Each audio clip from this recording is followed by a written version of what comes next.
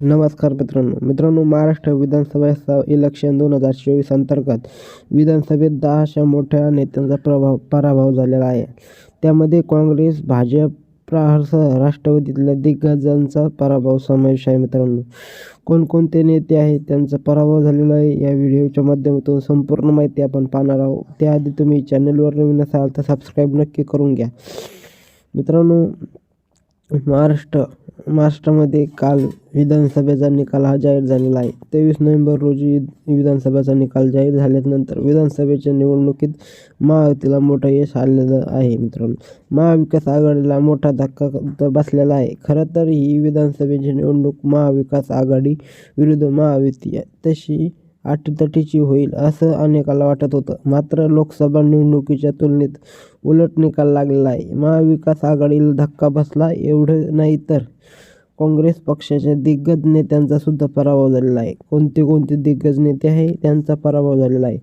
पहिलं सूट नाव येतं मित्रांनो, संगमनेरमधून बाळासाहेब थोरातांचा पराभव झालेला आहे. मित्रांनो, विधानसभेच्या निवडणुकीत काँग्रेस नेते बाळासाहेब थोरात यांचा पराभव झालेला आहे. संगमनेरमधून थोरात पराभूत झाले आहेत.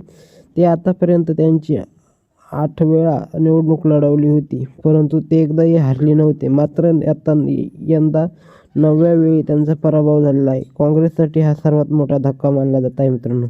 त्यानंतर मित्रांनो, पृथ्वीराज चव्हाणांचा पराभव.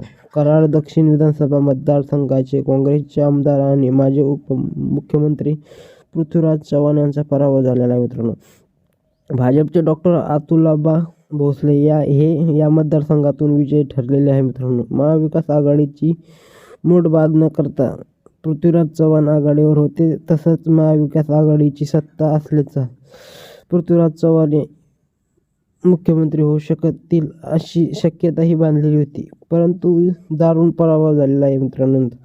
त्यानंतर मित्रांनो, यशोमती ठाकूर यांचा पराभव झालेला आहे. मित्रांनो, काँग्रेस नेते माजी मंत्री यशोमती ठाकूर यांचा 30वा विधानसभा मतदारसंघात पराभव झालेला असून त्यांच्या विरोधात भाजपचे राजेश वानखेडे विजयी झाले होते. खरं तर राज्यातील दिग्गज नेत्यामध्ये काँग्रेस नेत्याचा पराभव झालेला आहे. त्यामध्ये काँग्रेसला मोठा धक्का बसलेला आहे. धीरज देशमुखांचा सुद्धा मित्रांनो पराभव झालेला आहे.